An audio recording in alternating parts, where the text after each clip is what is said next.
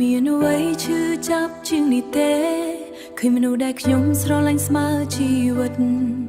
បោកចិត្តខ្ញុំម្ដងហើយម្ដងទៀត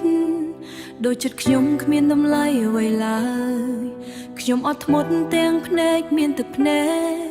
សូមឲ្យអ្នកបដូរតែបន្តិចតែអ្នកជ្រើសរើសធ្វើបាបចិត្តខ្ញុំហើយទុកខ្ញុំឲ្យឈឺម្នាក់ឯងខ្ញុំសូមហេតុផលពីអ្នកជាច្រើនដងតែអ្នកមិនដែលព្យាយាមកែប្រែចិត្តខ្ញុំបែកបាក់មិនសល់អ្វីតែអ្នកហាំងដូចមិនខ្វល់ទេពេលខ្ញុំឲ្យចិត្តចង់ដើរចេញទើបអ្នកនិយាយថាអ្នកដឹងខុស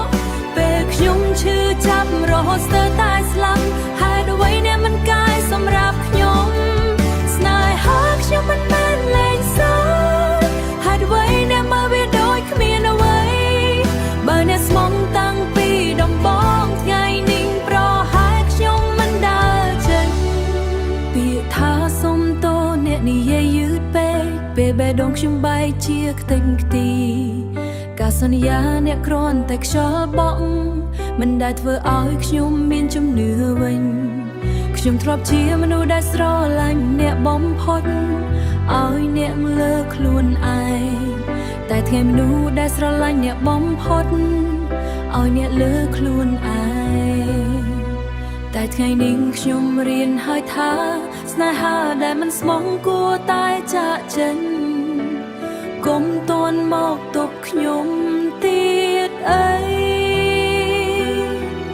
ពេលដែលខ្ញុំសម្រេចចិត្តទៅព្រោះអ្នកបាត់ឱកាសហើយតាំងពីថ្ងៃអ្នកមិនជ្រើសរើសខ្ញុំពេលខ្ញុំឲ្យចិត្តចង់ដើរចេញទើបអ្នកនិយាយថាអ្នកដឹងខុស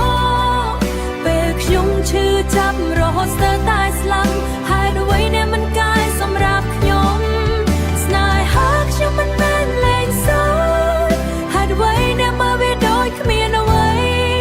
បើអ្នកស្មងតាំងពីដំបូង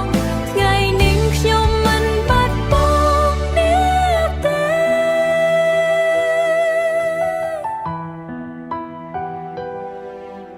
ឥឡូវខ្ញុំសូមដើរចេញយកចិត្តដែលនៅសល់ទៅព្យាបាលខ្លួនឯង